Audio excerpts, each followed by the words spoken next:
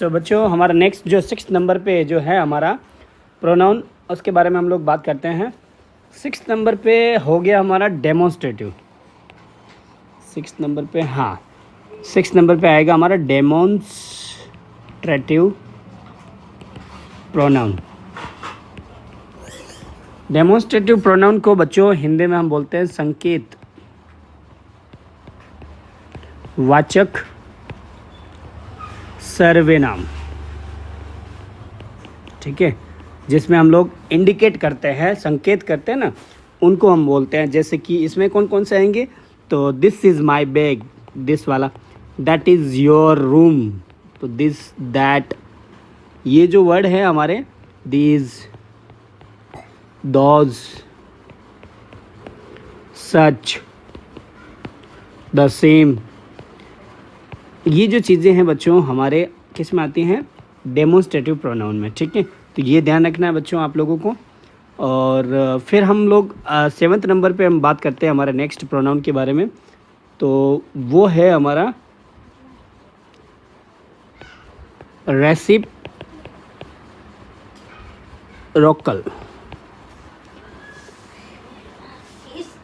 Reciprocal pronoun, अब ये क्या है, इसको हम लोग हिंदी में क्या बोलते हैं, तो इसको हम लोग बोलते हैं परस्पर।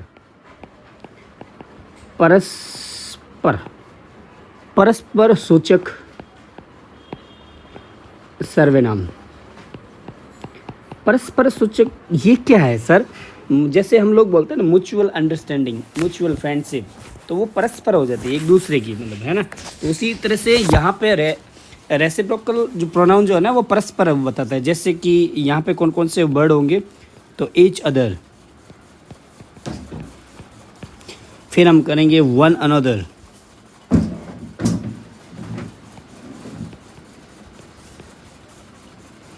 दो के बीच परस्पर संबंध, इसको हम बोलते हैं ईच अदर। ठीक है, और दो से अधिक अगर हमें रिलेशन शो करना है तो वहाँ पे वन अनदर, ये ध्यान रखना। जैसे एग्जांपल में Ram and Sohan quarrel each other. ठीक है, तो ये ध्यान रखना। 4 सन्स क्वारल वन अनदर। या देखो मैं एग्जांपल बता देता हूँ, ही एंड सी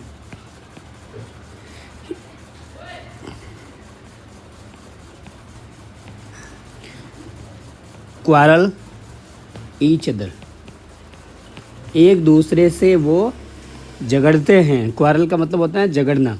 ठीक है, तो एक दूसरे से, अब यहाँ पे 1 और 2 एक दूसरे को अगर बताना है तो ईच अदर हम लोग वर्ड लगाएंगे तो हमारा राइट हो जाएगा। अगर एक दूसरे से ज़्यादा है, मतलब 2 से अगर ज़्यादा हो, तो वहाँ हम लगाएंगे वन अनदर। कैसे, जैसे कि यहाँ देखो 4 सन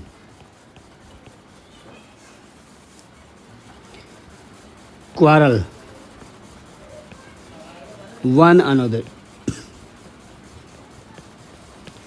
ये जो वर्ड है ना वन अनदर, यहाँ हम लोग क्यों लगाए, क्योंकि यहाँ पे 4 है और 2 से ज़्यादा है, तो वहाँ पे 2 से अगर ज़्यादा है तो वन अनदर लगाएंगे हम लोग, तो राइट हो जाएगा।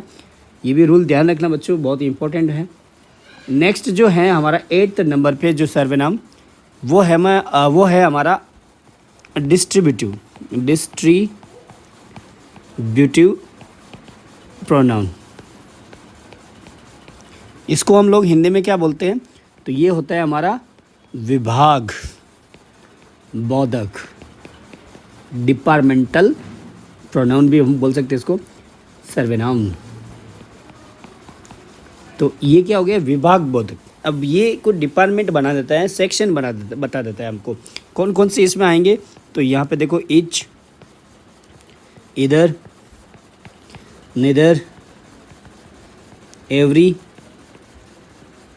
नो वन,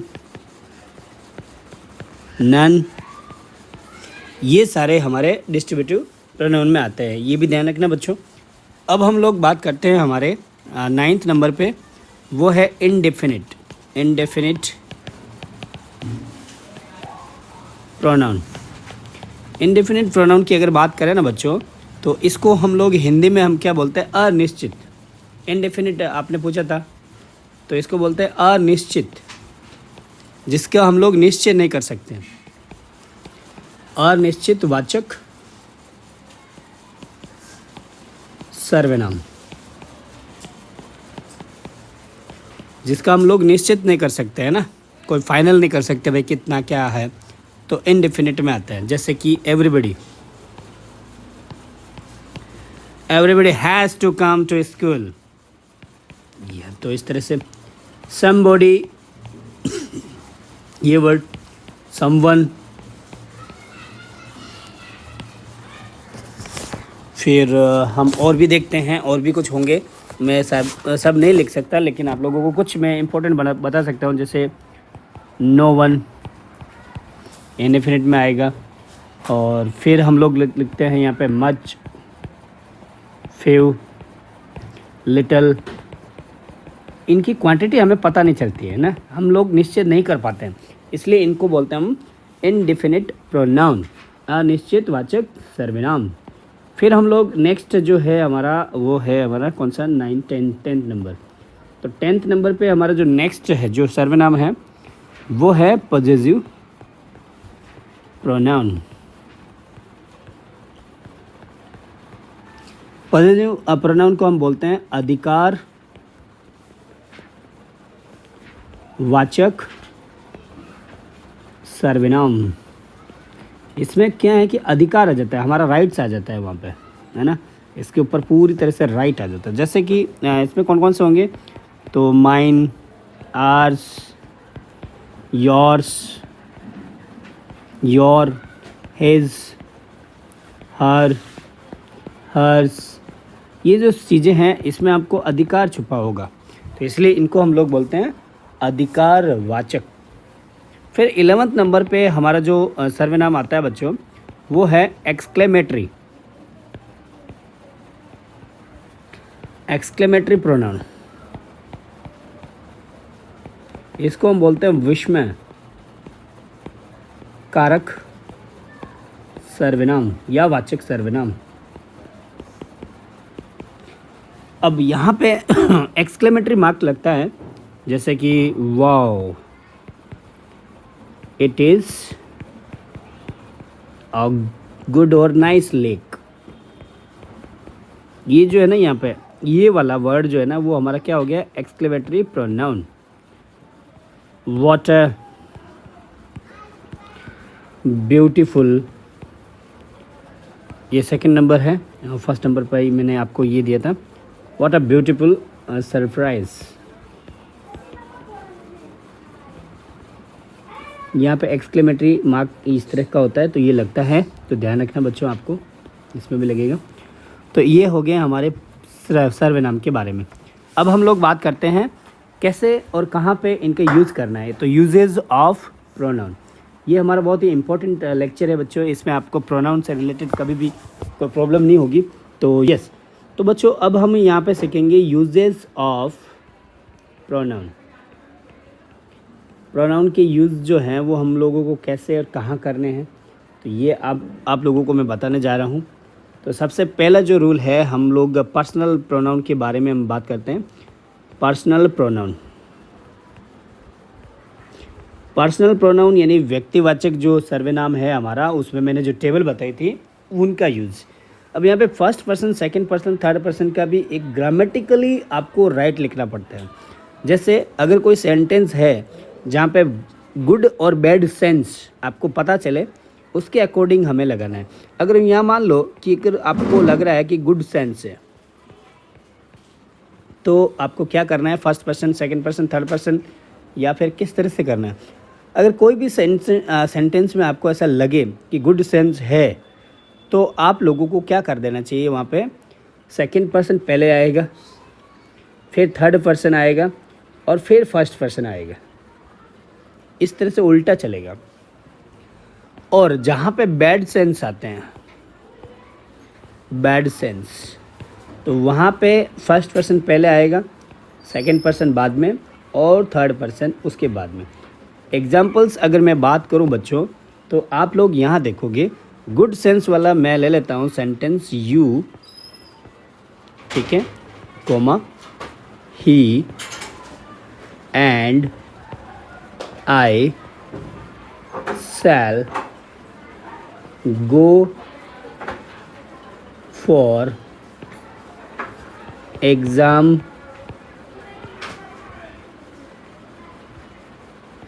सेंटर, या फिर मैं दूसरा डाल देता हूँ, you he and I shall study for the exam.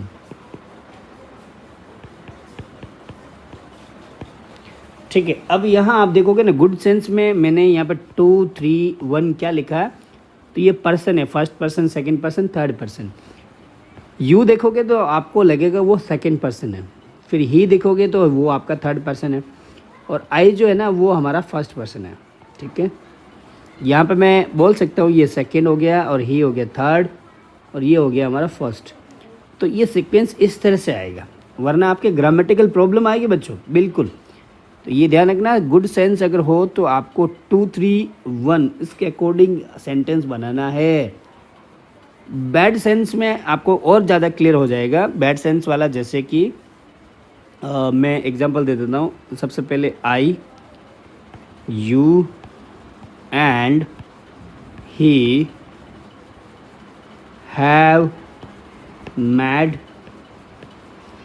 A blunder. तुमने, मैंने और उसने बहुत बड़ी गलती कर दी। तो यहाँ पे ये जो है ना, इस सेंटेंस का मीनिंग है, हमने कोई गलती नहीं की बच्चों, इस सेंटेंस का मीनिंग ये है।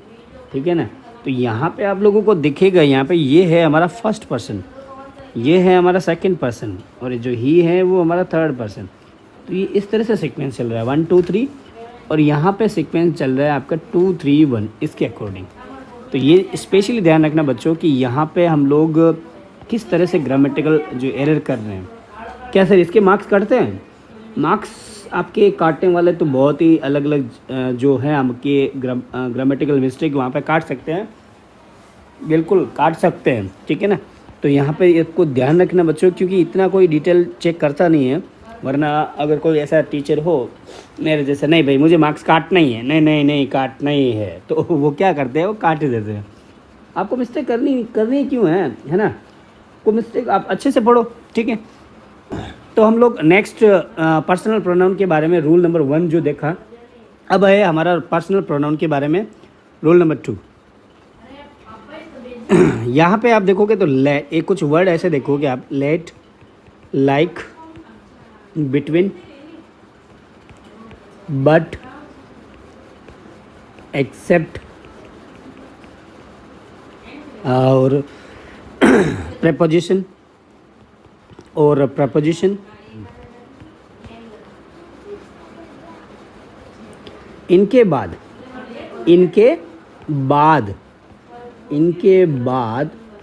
Objective case.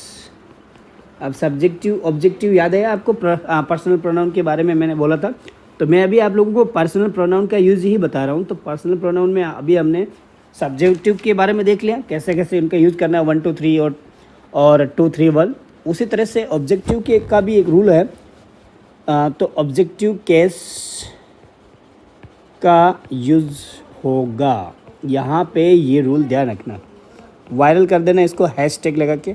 ठीक है, मज़ा कर रहा हूँ मैं, लेकिन आपके माइंड में वायरल कर देना बच्चों। यहाँ देखो, लेट मी डू और गो दिस वर्क।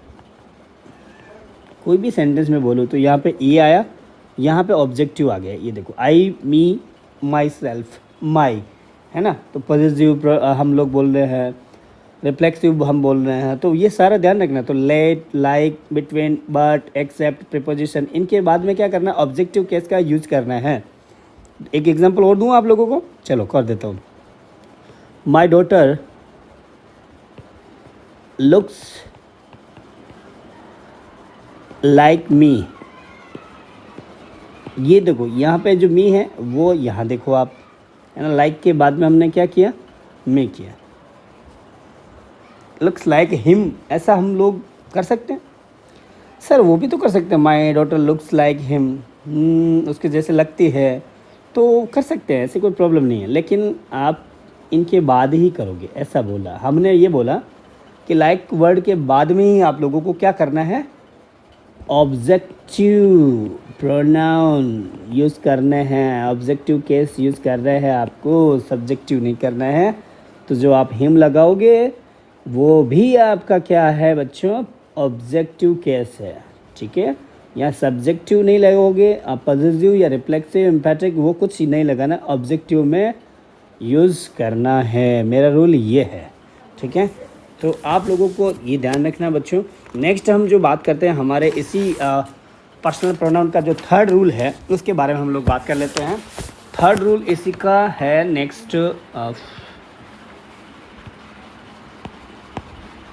यहाँ पे हम बात कर लेते हैं। थर्ड जो रूल है उसको भी वायरल कर देना हैशटैग लगा के। दो नॉमिनेटिव जो नॉमिनेटिव होते हैं उनकी बीच की तुलना एज और देन के बाद नॉमिनेटिव केस का प्रयोग होता है। नॉमिनेटिव यानी सब्जेक्टिव। तो ये जो रूल है वो दो सब्जेक्टिव को हम लोग बोल सकते हैं नॉमिनेटिव। जो हमने टेबल बनाई थी उसमें हमने बात किया था। तो दो नॉमिनेटिव के बीच तुलना हो, अगर हमको कंपैरिजन करना हो तो एज और देन ऐसे करते हैं ना हम, तुलना ऐसे से करते हैं कंपैरिजन। इनके बाद सब्जेक्टिव केस का यूज करना है, ठीक है। एग्जाम्पल्स हम लोग देखते हैं, जैसे कि he is as good as I.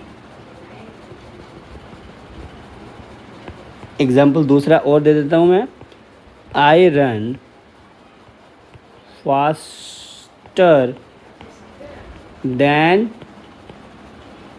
He. Him नहीं आएगा वहाँ पे, ये ध्यान रखना। ये जो है ना हमारे सब्जेक्टिव है, ये और ये। आप लोगों को मैं इसके बारे में बताऊं बच्चों, तो ग्रामेटिकल आप लोग एरर बहुत ज़्यादा कर देते हो। यहाँ पे हम लोगों ने एज लगाया और यहाँ पे देखो ये लगाया, और हमारा रूल यही है कि जब भी दो सब्जेक्टिव है और उनके बीच में कंपैरिजन हो तो एज और देन के बाद में हमेशा सब्जेक्टिव केस का ही यूज करना है। यहाँ पे ये हुआ फर्स्ट पर्सन यानी कि जो सब्जेक्टिव है, नॉमिनेटिव जो हम बोल सकते हैं, और इनके बाद में भी हमने ये लगाया। कभी कभी बच्चे ऐसे लिखते हैं he is as good as me, यहाँ कर देते हैं क्या वो मी, तो गलत हो जाता है वो। बिल्कुल ये रूल नहीं है बच्चों, ये ध्यान रखना है।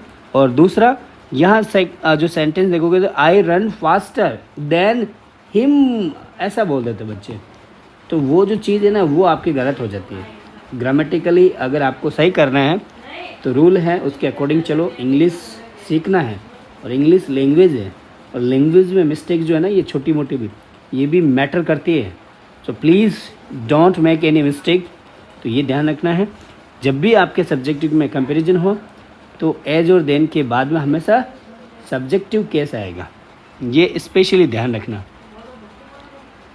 इसके बारे में एक और थोड़ा सा मैं बोल देता हूँ, जैसे कि दो ऑब्जेक्टिव है, ठीक है। दो अगर मान लो कोई ऑब्जेक्टिव है, उनके बीच की तुलना हो तो एज और देन के बाद ऑब्जेक्टिव केस प्रोनाउन का प्रयोग होता है। अब यहाँ पे इसका उल्टा ही है, ये सब्जेक्टिव केस में हो रहा है।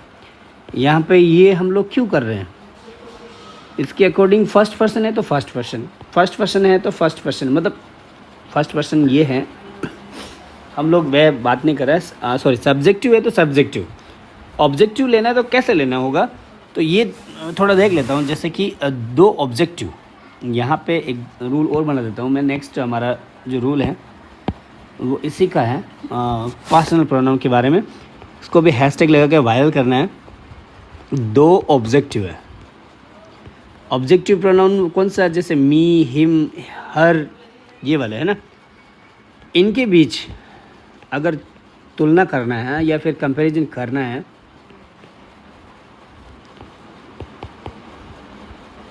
तो एज और देन, इसके बाद क्या करना है आप लोगों को, ऑब्जेक्टिव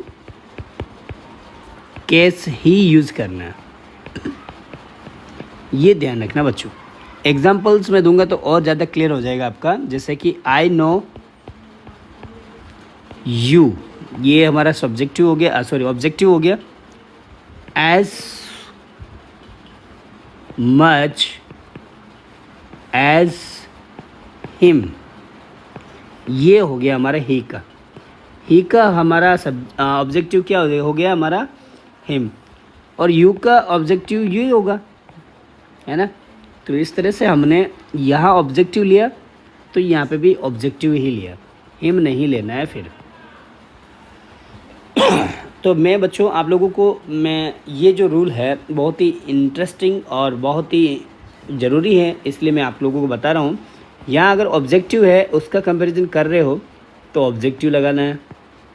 यहाँ अगर सब्जेक्टिव है तो यहाँ पे क्या लग जाएगा, सब्जेक्टिव। फिर ऐसा नहीं होगा, देखो मान लो यहाँ पे आप लोगों ने इसको सब्जेक्टिव मान लिया और बना दिया, I know you as much as he, you as much as he नहीं आएगा वहाँ पे, ये हमारा सब्जेक्टिव नहीं है, ये ऑब्जेक्टिव है यहाँ पे यू, इसलिए ध्यान रखना बच्चों।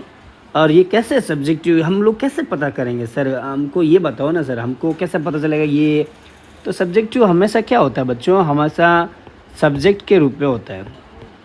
जो सेंटेंस है उसकी बिगिनिंग जो है ना, जो मेन वर्ब है ना उसकी, वो उसका जो काम करने वाला होता है वो सब्जेक्ट करता है। तो हमने ये भी देखा होगा कि सब्जेक्ट प्लस हेल्पिंग वर्ब होती हैं, फिर मेन वर्ब होती है, फिर ऑब्जेक्ट होता है। तो ये ध्यान रखना बच्चों, ये बहुत ही ज़रूरी है, इसलिए आप लोगों को मैंने बताया है। फिर हमारा और पर्सनल प्रोनाउन के बारे में एक और रूल है, वो है it plus B.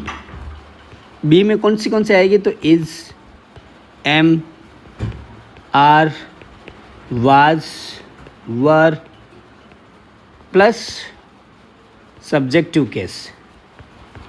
Subjective case का यूज़ होगा, तो ये ध्यान रखना।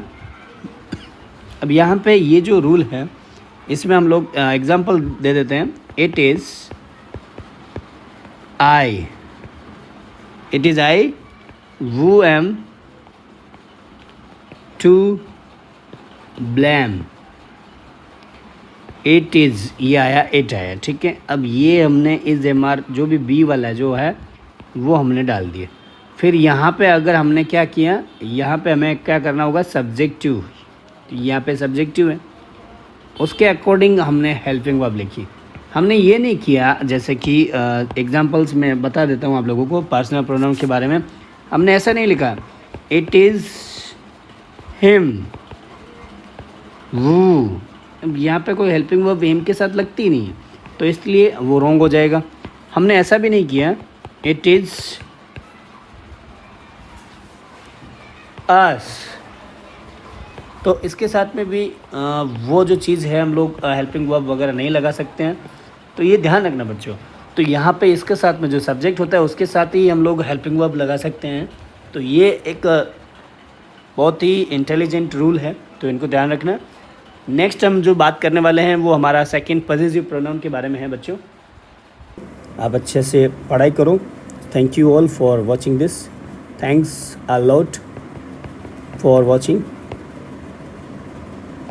एंड बच्चों जो एक बात जो बोलनी है, always keep learning. Okay, bye bye, take care, अपना ख्याल रखना।